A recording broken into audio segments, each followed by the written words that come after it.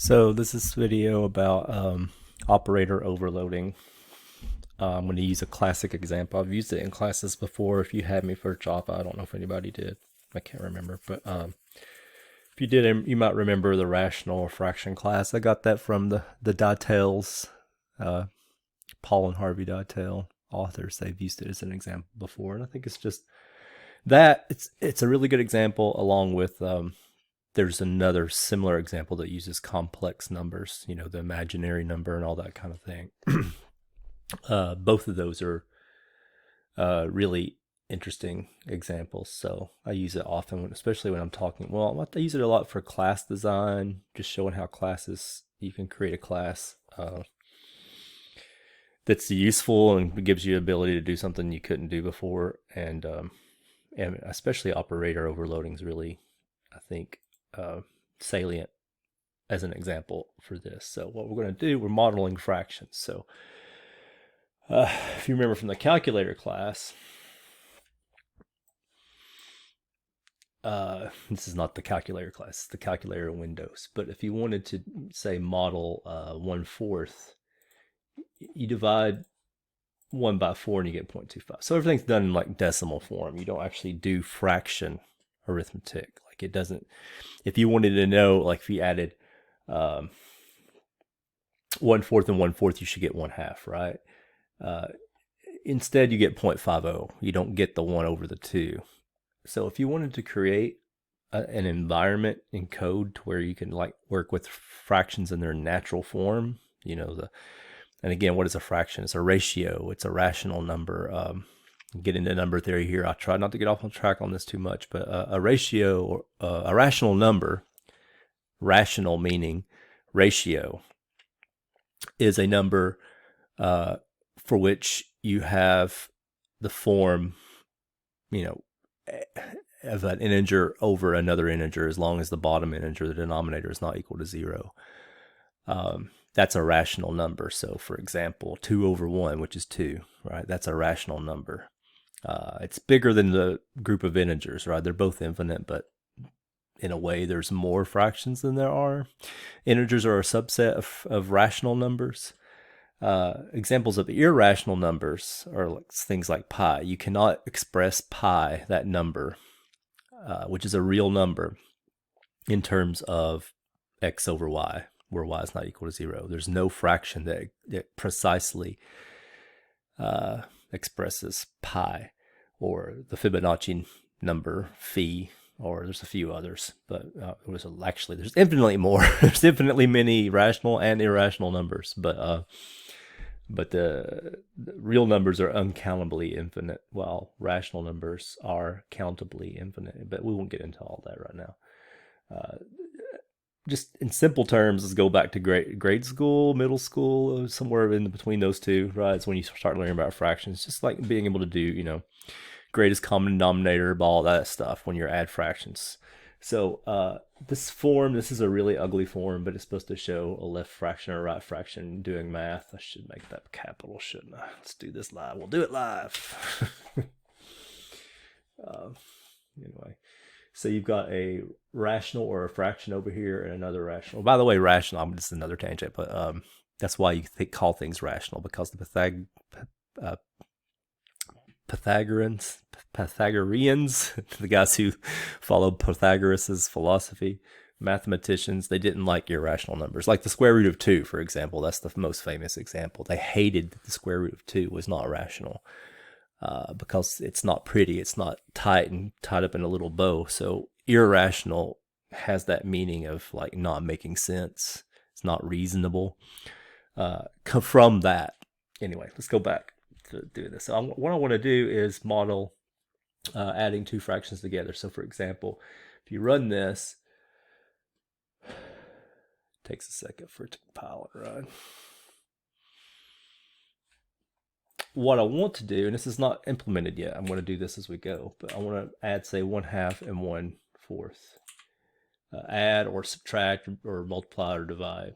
So the way I've got the form set up, I've got these text boxes for the, this is the left numerator, this is the left denominator, this is the right numerator and this is the right denominator. And by the way, I'm talking about these in terms of operands. So going back to the calculator, I don't think I need to demonstrate this necessarily, but say you have two numbers, 3 plus 4. 3 is the left operand, 4 is the right operand. It's a binary operator in between, performing the operation of addition. That's what's going on here, except it's fractions. So you've got the left operand is 1/2 and the right operand is 1/4, and we want to add or subtract or divide those two operands. And it's not implemented yet. When I click on these, they don't do anything. But what I have done, I think I've got this part done so far. And again, the ultimate thing I'm going to show you here is operator overloading, but I want to show you the important thing is why you do it. Why do you overload operators? And that's why I'm showing you all this long-winded way of doing it. So we'll get to the actual syntax here in a minute. The book has that. You can look it up all day long. The purpose of my doing these videos is to show you reasons why you might do things along with doing them. So what I've done is I've implemented this event handler for all of these. Perform arithmetic click. Not the best name probably, but it's good enough. And what it's going to do, and again, this should be in a try catch and all that. We're not going to do, I want to like focus in on the actual logic, and we'll worry about error handling and stuff later. When you do your own work, right? Always, if it's something that somebody else needs to consume, like you're actually doing it for a real world thing, make sure you do the error handling and the exception handling and all that stuff. This right here can fail easily if I put like my name in for the left numerator, right? But all this does is it gets the numerators and denominators of the two operands, the left and right operands. And then it figures out which operation you want to do. This is what this does, right? Downcast this, and again, you want to make sure this actually is a button and all that, but we're not going to worry about that kind of error handling. We're just going to assume that when you click that button that it is, I mean, the UI design actually kind of restricts it to being the proper kind of button, but you'd still probably want to put some error handling in there anyway. But anyway, so if they click the plus button, right, the sender is going to be a button. So we cast the sender to a button and assign it to a button variable so that we can get at the text property. And the text property should be one of these. This is a lowercase x. I just did it use slash instead of an obelisk, so to make this simple. So what's going to happen is when we type in two fractions, make sure you type in both, right? No error handling, so we want to make sure it operates correctly without crashing. Then you click one of these buttons and it'll put the result over here in this list box. And I just made a list box because it's simpler. I feel like a list box is simpler to work with. You just keep adding results until you're done, right? So what are we trying to do here? What we want to do is when I put 1/2 here and 1/2 here, what I should get over here, when you add the two together, you should get one, right? 2/2. Or if you do 1/4 and 1/4 plus 1/4, you should get 1/2 over here. So ultimately, we're also going to do everything in reduced form. I'll show you how to do that on the way. And again, if you've done this in my Java class, you know some of this stuff. But the good thing is I have the code ready, so this will be quick. So to get started, what I'm going to do with the fraction thing is I'm going to add a fraction to my class, to my project. And some of you guys are messy with this. Please, the rules are what they are, like how the syntax works, but also try to do the conventions. This should be, this fraction class represents a fraction in the real world. You could also use a rational, right, or a rational number or something, but I'm going to call it a fraction. Capital F, fraction. Classes have capital letters in C#. Some of you guys don't abide by this. So if you pick class here, name it fraction, it should add a file called fraction.cs. Inside that file, you should have the beginnings of a fraction class. And what I'm going to do is start filling this out. So here's the question you want to ask whenever you do an object-oriented programming. Ask yourself this question: what is the soul? What is the essence? What does it mean? What is the meaning of a fraction? Well, we kind of like, you have a little bit of flexibility in how you do this, but you should put whatever the core, the heart, the kernel of your object is as the fields. And ideally they should be private fields. I want to make them private in this case.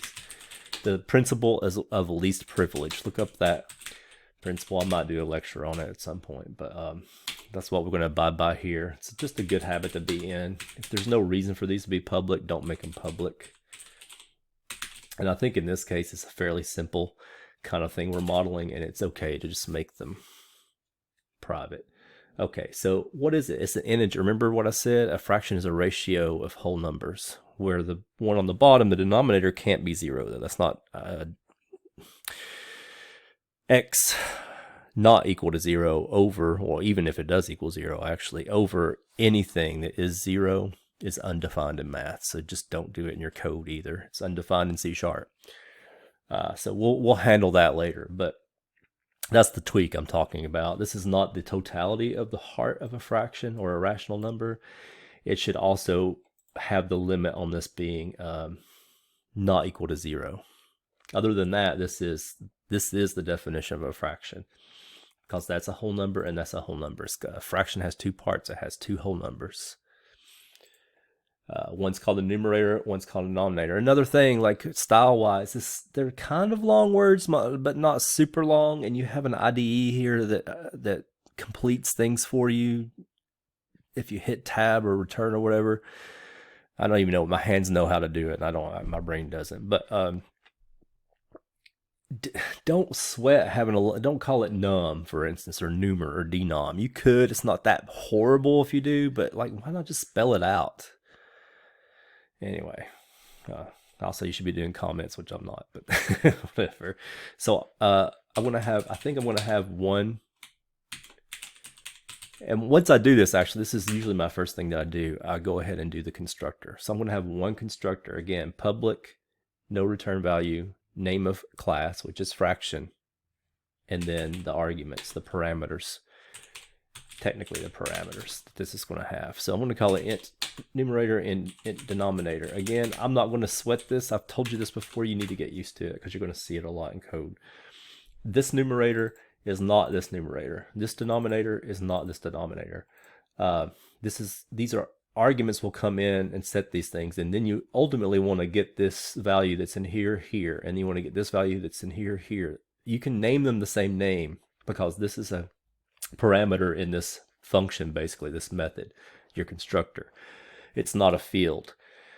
And the reason why this is not a big deal is because you can do this dot numerator, which is the class's field up there. The first thing that we defined, right, can be equal to this parameter. Just do this. You could name them int n and int d, or int numer and int denom if you wanted up there in the parameters, and it would work kind of the same way. But I think this is easier to read once you get used to it. And again, just get used to using this a lot. This, by the way, this, ironically, is not this. This, what you're doing when you do this, when you leave the this off, is you're saying this is equal to itself. So make sure you use the this on the left-hand side there. So it's the field. Now, if you remember what I said, one of the things we had to specify about this is that the denominator cannot be 0. That's not allowed in math. So why not build that logic into your constructor? That's why this object-oriented stuff exists. So we're going to make sure that the parameter, make sure it's not 0. If the denominator, and when I say denominator here, I'm not talking about the field, I'm talking about this parameter. In other words, what you're saying is, if someone who's using my fraction class tries to make the denominator 0, don't allow them to make it 0. And this is why you have this encapsulation and data hiding and all this object-oriented hocus pocus, is to allow to give you this ability right here. So what we're going to do is, if the denominator is equal to 0 at any point, I'm going to throw a new divide by 0, not dictionary, a new divide by 0. I don't know why it's not completing here. It should be completing for me. Exception. All right, I guess it couldn't predict that's what I was going to do. But anyway, that's what you want to do. Otherwise, now this might not be exactly how you want to handle it. You might want to do some other things, but This is how I'm going to handle it. You could have done also just data, what do you call it, data validation, and just check to see if it's zero. If it isn't, like if it is zero, and say, hey, you can't do that in a message or something. But I'm just going to throw an exception. So what you do when you give your fraction class, in this particular case, if you implement it this way, is you give it to the other guy using your fraction class and say, hey, if you try to make the denominator zero, it's going to throw a divide by zero exception, and you need to handle that. So again, every time you use a fraction here, then you should be checking. Every time you use a fraction in the, which I'm not going to do probably, but you should do a try catch and make sure you don't have divide by zero exception being thrown. And then handle it if it does happen. Okay, so that's what the constructor looks like. So again, all the constructor, the reason it exists is to get the proper values for this into the form. So just to show you like what we've got so far, and you should really do this. I keep telling you guys to run things as you go to check. Go ahead and check, make sure everything works right. So we already had that other code in there, so I'm going to just go ahead and do this. Now it's not going to give you the answer, right? It's not working yet, but it should like at least not crash. So you can't really see anything happening, but when I click the plus button, what should be happening is it creates two fractions, two of these, and it sets these things to equal to these things up here, and then you should go from there. So let's just do maybe the next step. So I'm going to hide the constructor. I'd advise you to kind of get in that habit a little bit too. You can always go back and check, right? I think even if you hover over it right here, you can see it like in mini, right? Like, what does this do again? Okay, yeah. So I think it's better to get clutter out of your brain's way when you're working with things. At least for me. Maybe you're a superhuman. I don't know. You're the kind of person who can text and drive and have no problem, which I think is a bunch of BS, but whatever. I don't believe that you can. But there's a few very small percentage of superhumans who can have good attention and use their phones while driving. You're probably not one of those people, so stop doing it.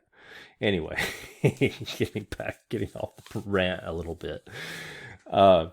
So what do you want to do when you add a fraction? So this is not like obvious. I'm not going to explain the logic too much, but I probably will anyway, but I shouldn't. We're not going to talk about the algorithm too much because, again, if you've had this class before, or you go review fractions, how they work. If this were an exercise, it would be up to you to figure out how to add two fractions together. You would just have to remember the algorithm from middle school or whatever. I'm just going to show you how to do it. But what we're going to do, the thing that I need to talk about is what this add method does. So the way to look at this is that you have a fraction that you're starting with, and you're going to add another fraction to it. So I call this right because the fraction that we're inside of that's doing the adding, the fraction object that's adding something to itself, is the left operand. I've just decided it's the left one. And then the one you're adding to the left one is the right operand. So I call it right. So there's two fractions here. There's this fraction that's calling the add method. And then there's this fraction that you're adding to the one that's calling the add method. And the way that works is what you should do is you add the correct numerators and denominators together. And what that's going to do is going to result in a new fraction that you create. So notice that the return value. The return value is a fraction. What fraction is it? It's a new fraction that has the correct math answer for adding two fractions. So let me show you how this works. And there's different ways you could do this, but this is how I'm going to do it. I'm going to put what I call middlemen variables in here. This kind of save some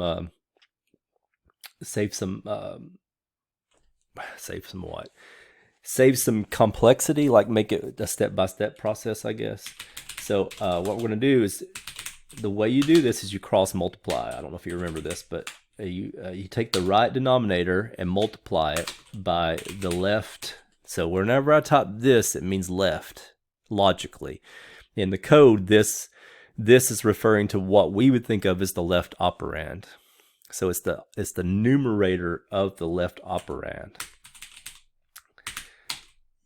And we're going to add to that the other cross multiplication, which is the left denominator times the right numerator. So that's what that will be. Let's like break this up at the plus sign. And then that's how you get the numerator. So again, review what you can sort of do is you multiply the denominators together, and then you have to multiply the numerator above for each side by the denominator of the other to make them equal. It's like an algebraic thing, right? So you multiply because you multiply the denominator of the left by the right denominator, you also have to multiply the numerator by that much. And you'll just review your fractions and you can see why you do what you're doing here. I don't want to call that numerator. I want to call it result numerator. And result denominator is equal to just the two multiplied together. And the reason why you do the stuff on the top is because you're doing this on the bottom. Because remember, to get a fraction result, you have to get the correct. You have to get basically the same denominator. They both need to have the same denominator, both sides. And one easy way to do that is to just multiply the denominators together. The alternative way of doing what we just did is to find the greatest common denominator or whatever, or the least common denominator, actually, I think, and then do it that way, and that will give you the answer in reduced form. What you get here is an answer that's not in reduced form, and I'll show you what I mean by that here in a second. Return new fraction.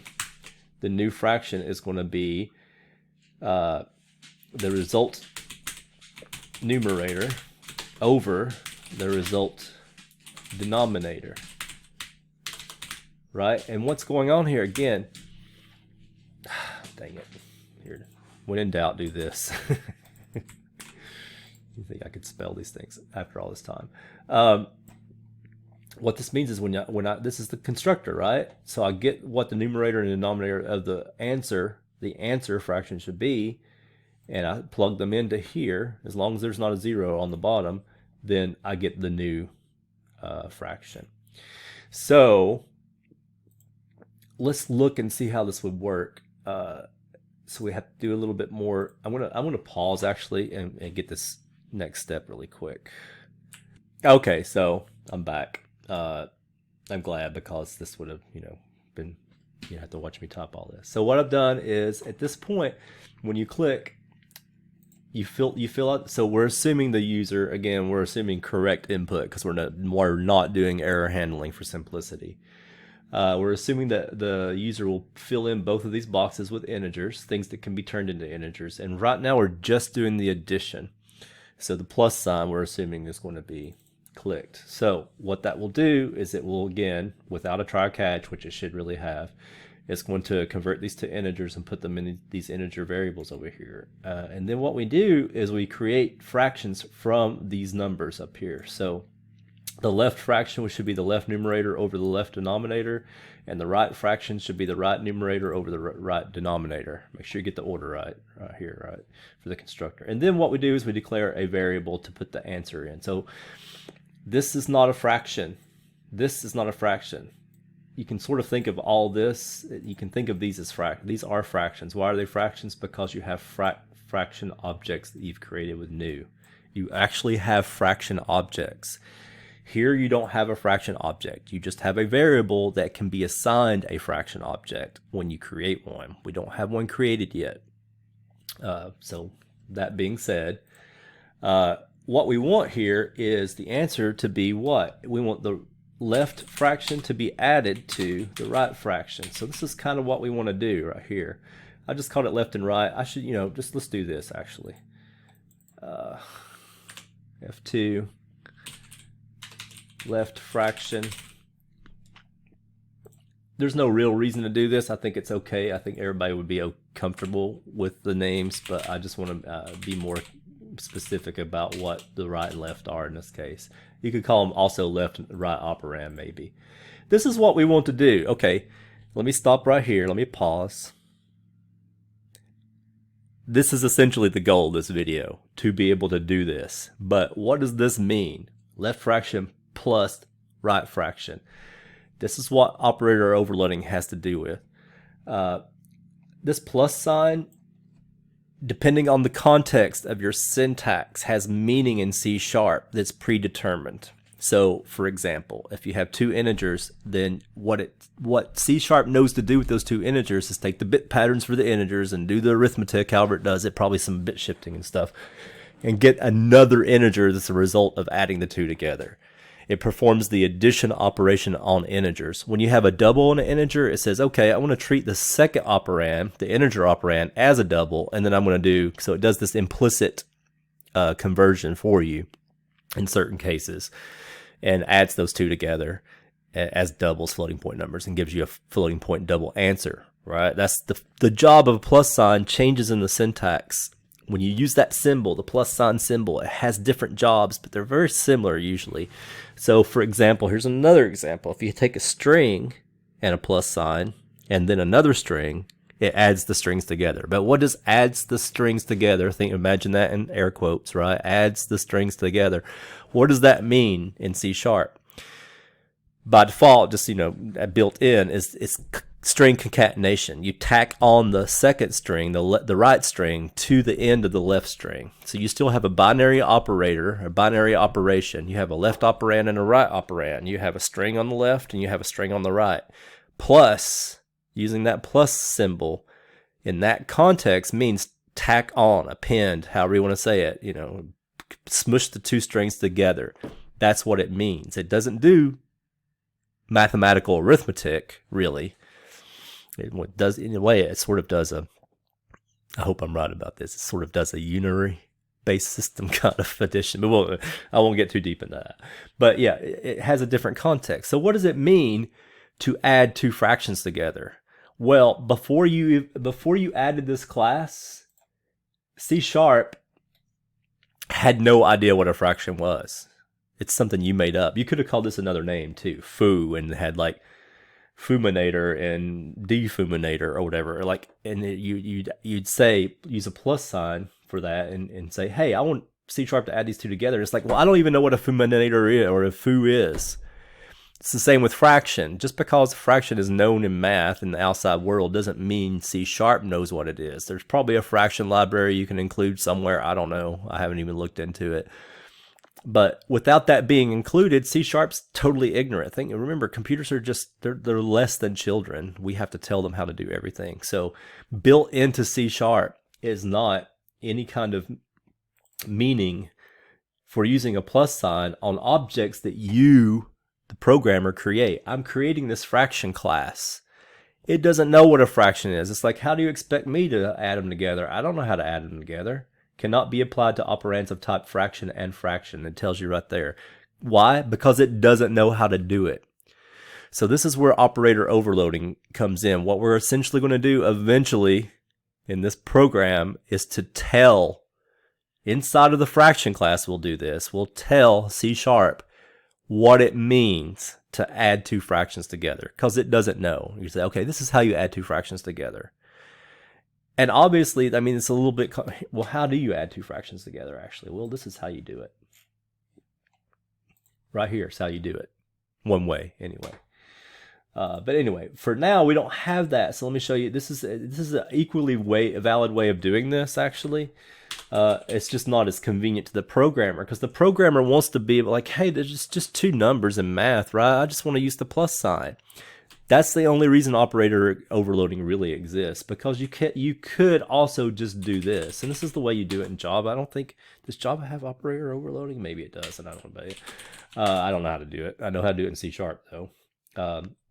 Left fraction dot add right fraction. This is how you do it. So instead of using a plus sign, I've defined, and again, C# doesn't know how to do this. C# doesn't know what this means unless you tell it what it means. I told C# just now what it means to do this syntax. I said, okay, add means take a right operand, like take a fraction for a right as an argument, do some stuff with the current fraction and the other fraction, and then return a new fraction, a return value of a fraction. So it says, okay, I understand that because you told me how to do that. That's what that is. Okay, so we got to do one more thing. I'm going to pause it, and then I'll show this in operation. Okay, Control Alt P, Control. Okay, I didn't actually do as much as I planned to do in the little break here. What I want to show you is what you get before we do the next step. So I get the new fraction from this, and then I add it to my answer so you can see what the answer is. So let's see what we get. You have to give it the value of null, by the way, at the beginning, because because this is a switch and everything is conditional, so it complains about having an unassigned value or whatever. So you have to kind of give it a value to begin with. So this is what happens when you add them together. You get this. Why do we get fraction demo dot fraction? That's because that's the default toString for an object. If you don't override toStrings, there's a lot of stuff going on here. This is other class stuff that I might not have gone over overriding too much. I think I have shown you how to do toString, obviously, but we're going to do it again. So the reason why this happens is because toString hasn't been overridden. So I'm going to set that up and pause in the meantime. Okay, that was a short pause because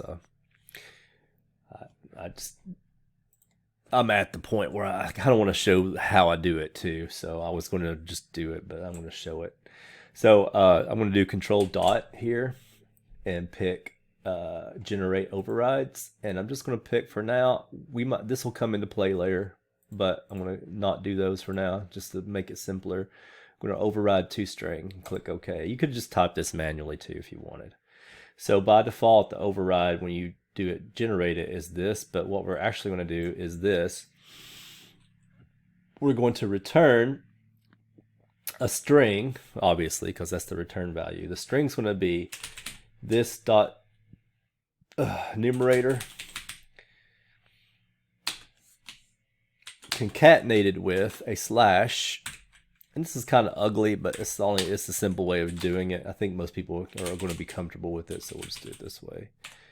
This does not. So we're just going to print out the numerator over the denominator. You could also do return string.format, so it creates a new string. I prefer doing that, honestly, but I'm just making this simple. All right, so when we run this now, when we add 1/4 to 1/4, we get 2/2, which is incorrect. Ah, dang it, what have I done wrong? Hold on, let me pause.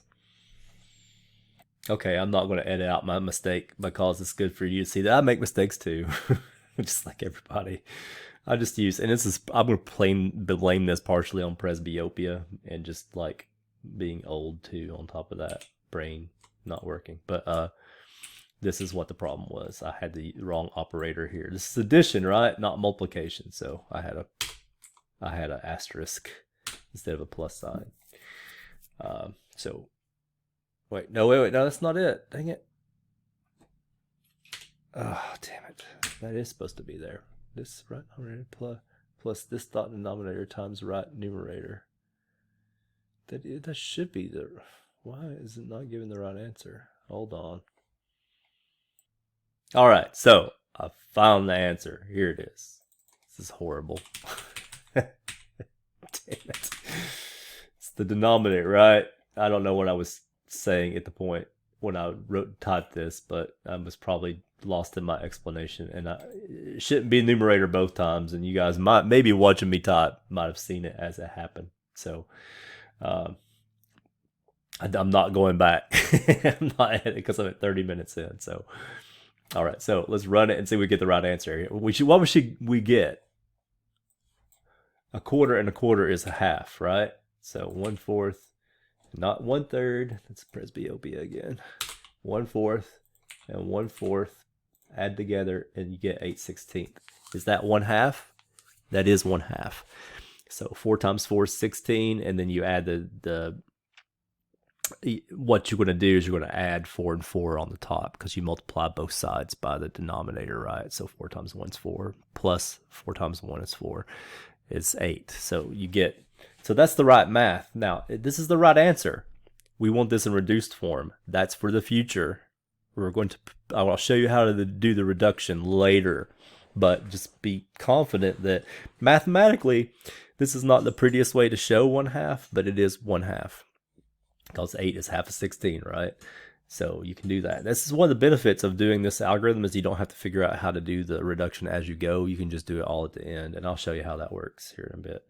But anyway, yeah.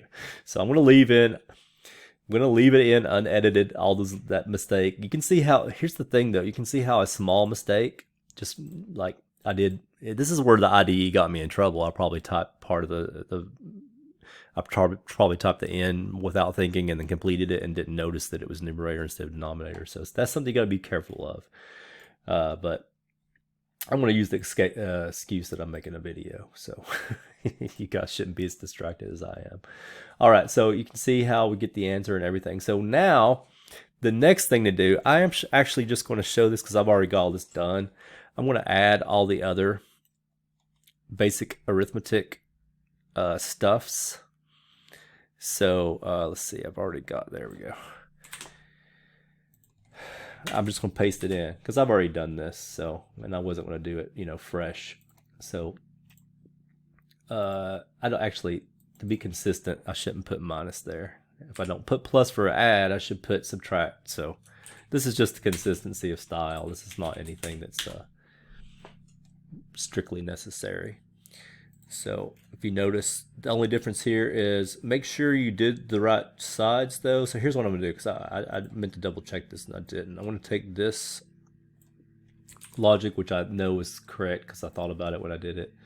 And why? Because the order matters when you're doing subtraction and division. So I'm making sure, now the algorithm's the same, and honestly, you could do like some code reduction here and you could be more elegant in how you do this, because like if the code looks mostly the same between the two methods and the only difference is a minus sign, then there's probably some kind of more elegant solution. But I think that's confusing, so I'm not going to show it right now or even try to figure it out. But just make sure, let's actually check this and make sure the math is right for subtract. So what we have to do, and I'll do this live, it's okay. What you can do once you've got these in, it's fairly simple to finish this out, and this is another cut and paste thing. So if you got errors, they propagate, right? But let's just go back and make sure we put the right things in. So subtract.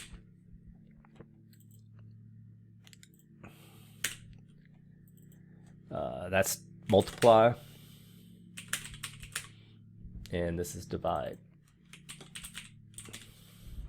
So when it's left divide right fraction, think of it as divided by right fraction. So the dividend's on the left and the divisor is on the right.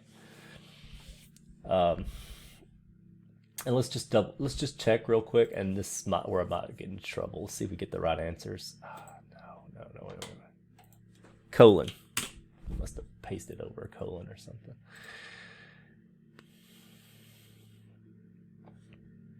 All right, so 1/2 plus 1/4. Does that look right? I think so. That's 4 plus 2 over 8. Yeah, that looks right. 1/2 and 1/4. That makes sense. What is 1/2 divide minus 1/4? Let's see what that is. 2/8. Does that make sense? So we're basically saying 4/8 minus 1/4, which would be, is that right? 4/8 minus 1/4.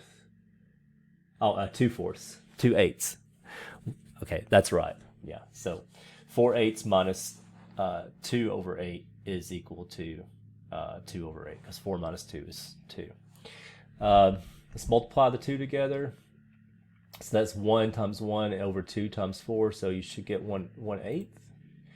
And then let's divide by 1/4. So that's the same as multiplying by 4 over 1. So it'd be 4 over 2, which would be 2 over 1. 4 over 2. So it doesn't reduce, so it would be 4 over 2. So looks like the math is right, I think. Let me pause and make sure. Okay, those values seem to check out. So we've got all the math built in, so what do we need to do? Anything else? Well, we want the convenience of for the programmer who's using our class to be able to just use the plus sign instead of having to learn this sort of, not necessarily, I don't think this is intuitive. Like for a programmer, to me it's intuitive right now, more or less. It's not as intuitive as a plus sign, but it's pretty intuitive because I'm used to it. But any programmer who's using programming language, it should be intuitive to him too. But at the same time, it would be nice if you could just use the plus sign and the minus sign and the asterisk and the slash to do this kind of operation. So instead of doing this blah blah blah blah dot something something, right, you could just say left fraction plus right fraction, left fraction minus right fraction, etc. So that's the whole point of operator overloading. So we're going to show that here in a second. But first, real quick, I'm going to show you how to do the reduction. So it starts with this. I'm going to add what I call a utility function called GCD. It's going to implement a recursive Euclid's algorithm to find the greatest common divisor between two numbers, two integers. I'm just going to paste it in here. I call it GCD. GCD's widely recognized as an abbreviation for this in math and computing, so it's okay if you use that, but you could also spell it out as greatest common divisor, or if you want to. So what you do is you give it two integers and it will find the biggest number that will divide into both evenly. And this is the algorithm. I'm not going to go into how it works. You guys can look it up. But as long as the two numbers are equal, when they are equal, you return it because that's the greatest common divisor. But as long as one's bigger than the other, you do these things. You return, depending on which one's bigger, you return subtracting one from the other recursively. So this is recursion. You guys should have seen recursion by now in your programming experience. This is another example of it. The base case, again, is when they're equal. That's when you return A. That's the else. But the recursive parts are these two parts. So it calls itself again with a slight modification to the arguments. So that's how you do the greatest common divisor. And I call that a utility method.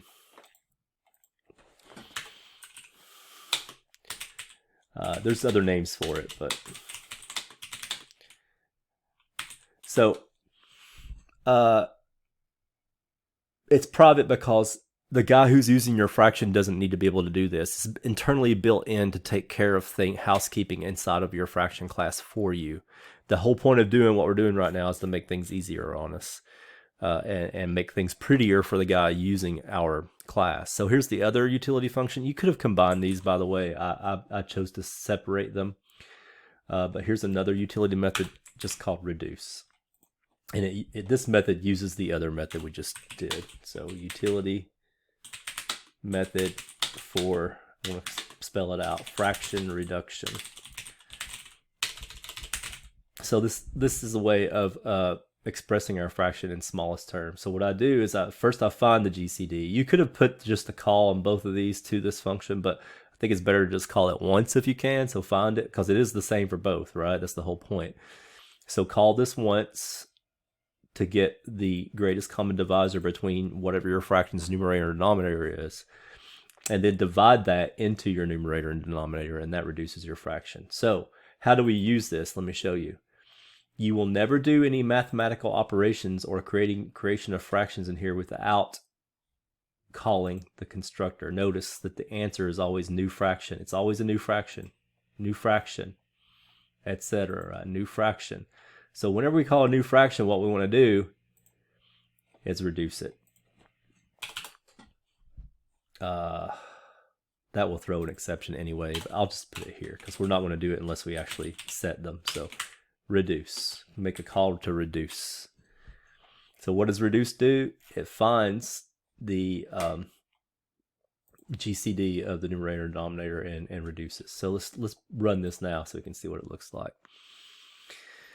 So we use the same arguments, same fractions, so we can see how the math works. Also kind of help us.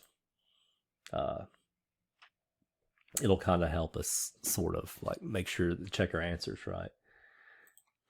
So it makes sense that if you subtract a quarter from a half, you get a quarter, right? 50 cents, 2 quarters. Take 1 quarter away, you still have a quarter.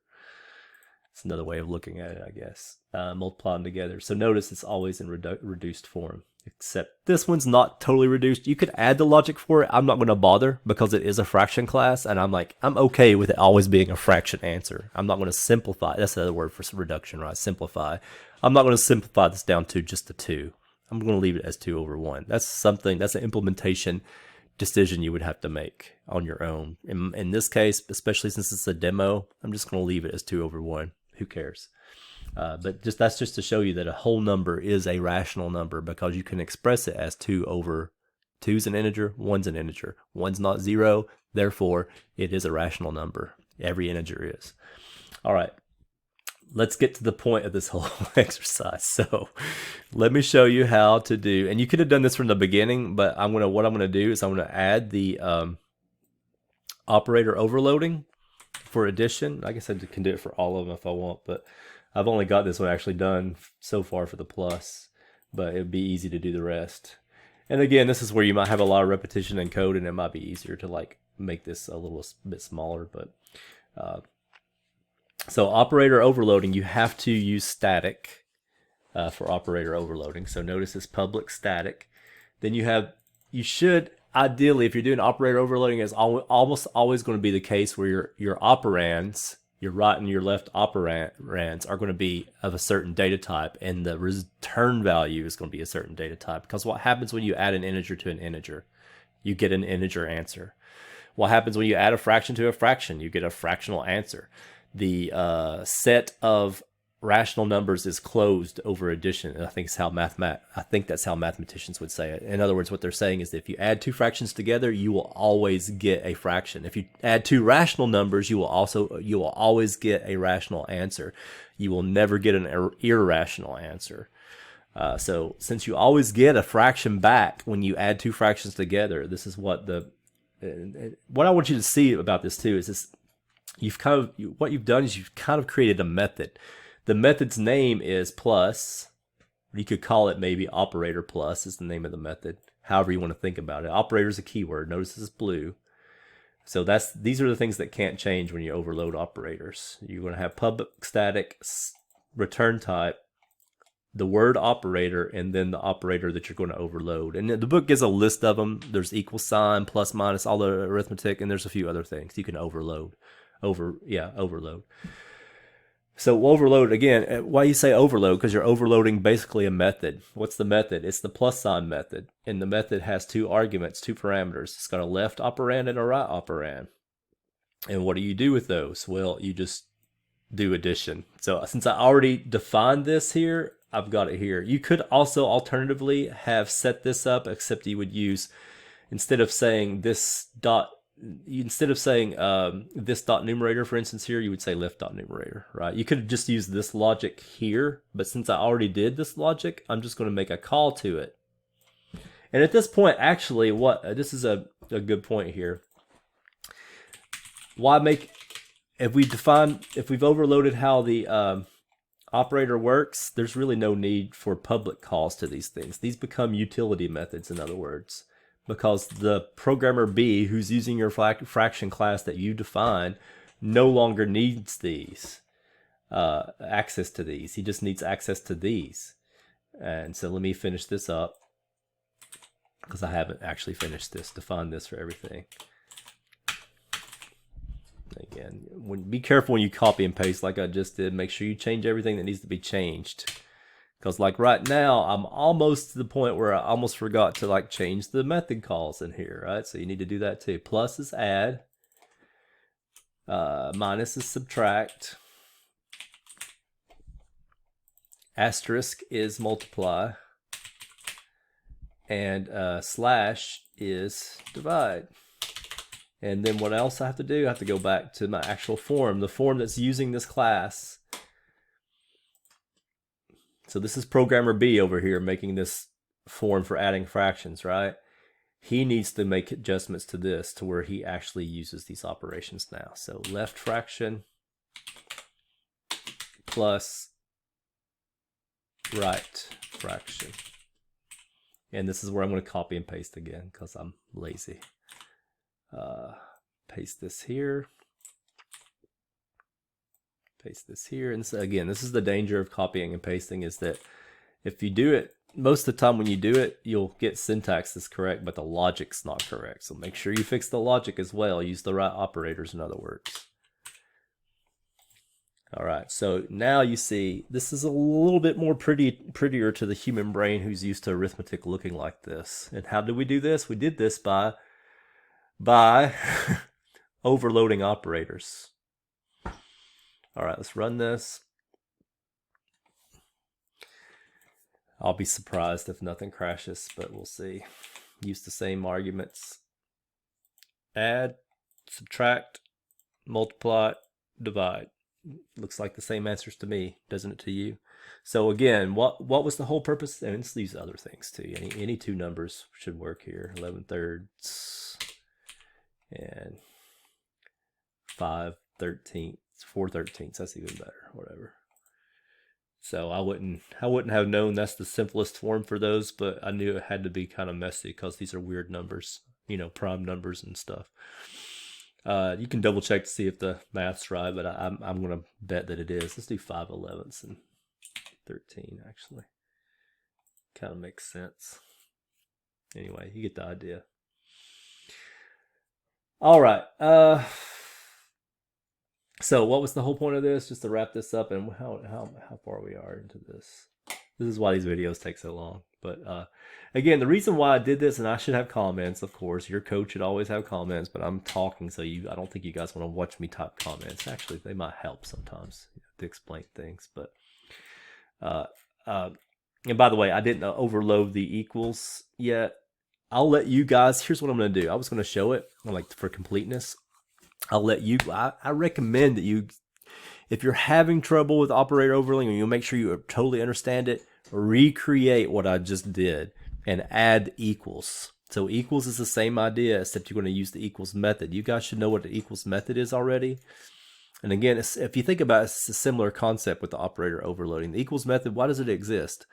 Because when you use equals equals, the two equal signs, built into the language is an understanding for C# of what that means with two integers, for example. If the bit pattern of the one integer on the left side is the same as the bit pattern on the right, then they're equal, right? But what does it mean for two fractions to be equal? In this case, especially with the reduction built in, what it means is the numerator of the both in left and right are the same, and the denominator, and, logical and, not or, logical and, the denominators are the same. So you would have to write a method that returns true when that's the case with the equals method. Then you can overload the equals equals operator.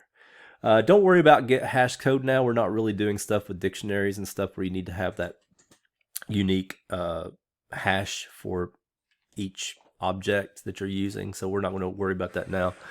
Something you need to worry about later. I'll just show you real quick, actually, the equals. I said I was going to leave that. I did do the equals, but I haven't quite finished it yet, I don't think. I haven't overloaded the equals signs. So here's one way to do it. There's actually a couple ways of doing this, but first you make sure that the object that you're being passed in the equals method is not null. Or you also make sure that they're the same type. So this is saying is make sure the type of this fraction is also a fraction, right? They're both fractions.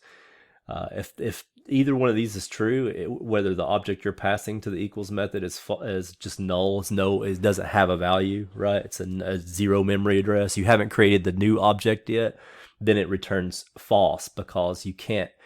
A fraction can't be equal to nothing. And or if they're not the same type, like if you pass let's say a double here instead of a fraction, then it will also return false. Otherwise, what do? You downcast to the object, because notice it is an object. You downcast it to a fraction.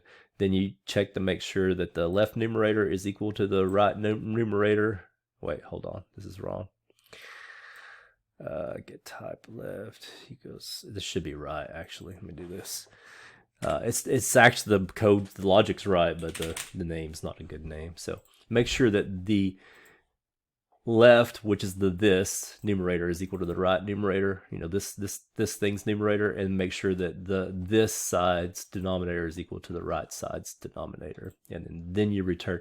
See, notice this too. You don't say answer gets. You just return the true or false value. You notice this will resolve to true or false, and you return true in this case when they're both the same. If they're not the same, then something in here, if one of these things is not the same as the other, then it will return false. I'm going to close it up there. I think that's enough, and I'll use it as a challenge for you to overload the equals sign. So what you want to do is public override, where are we at?